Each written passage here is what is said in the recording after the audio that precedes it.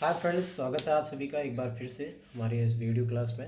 आज के सेक्शन में हम केमिकल इक्वेशन एंड रिएक्शन के बचे हुए पार्ट्स के विषय में पढ़ने चल रहे हैं।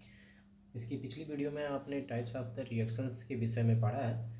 अब यहाँ के बचे हुए जो दो टॉपिक हैं, जिनमें से पहला है रैंसिडिटी, हम इसके विषय में पढ़ने चल रहे हैं। रैंसिडिटी, जिसका हिंदी में अर्थ होता है विकृत गंधिता, कहते हैं।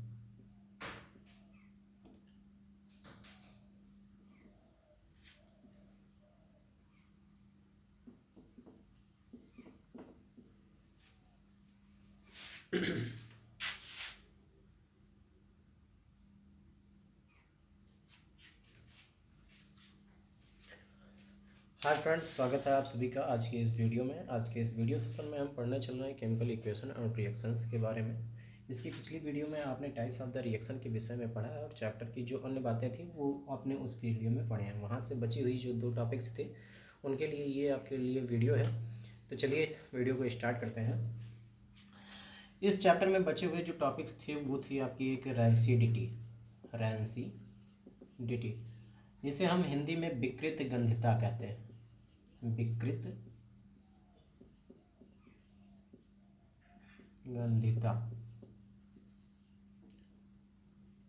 अब विकृत गंधिता क्या होती है? विकृत गंधिता का होता है मतलब खराब स्मेल। जैसे हमारे भोजन को बना के अगर थोड़ी देर के लिए स्टोर कर दिया जाए और उन्हें एक निश्चित तापमान के अंतर्गत ना रखा जाए तो उनमें क्या होता है कि एक अजीब सी स्मेल आने लगती है और वो भोजन हमारा खराब हो जाता है। उसी को हम रैंसिडिटी कहते हैं, उसी को हम विकृत गंधिता कहते हैं। अब बात करते हैं कि ऐसा साइंटिफिक रीज़न क्या है क्यों हमारे भोजन खराब होते हैं।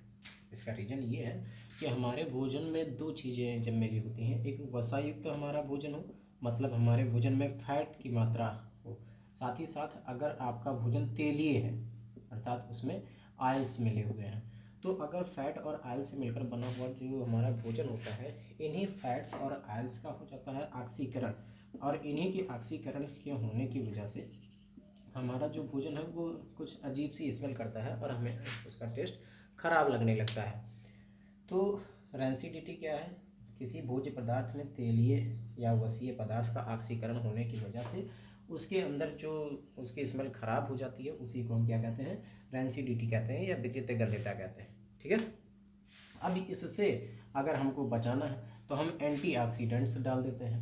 एंटीऑक्सीडेंट्स मतलब अगर हमको भोजन को खराब होने से बचाना है तो हम भोजन में क्या काम करते हैं कि प्रतिऑक्सीकारक डाल देते हैं, जिसकी वजह से क्या होता है कि इन वसा पदार्थ या तेलीय पदार्थों का ऑक्सीकरण होने से रुक जाता है और हमारा भोजन की स्मेल बदलती नहीं है।